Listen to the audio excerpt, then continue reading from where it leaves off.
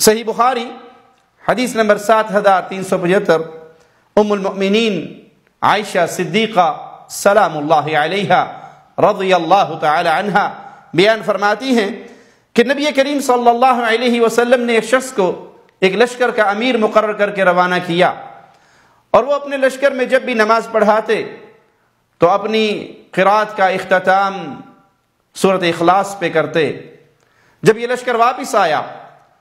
تو انہوں نے آ کر رسول اللہ صلی اللہ علیہ وسلم کے سامنے یہ ماجرا بیان کیا،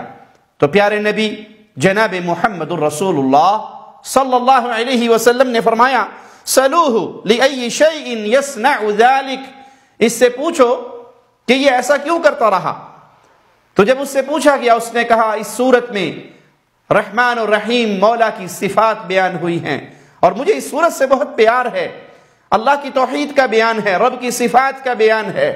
تو پیارے نبی صلی اللہ علیہ وسلم نے فرمایا اخبروہ ان اللہ یحبہ،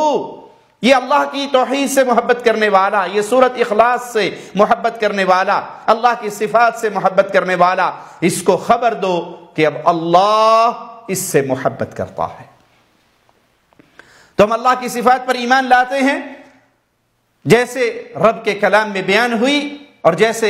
محمد مصطفیٰ صلی اللہ علیہ وسلم کے فرامین میں بیان ہوئی۔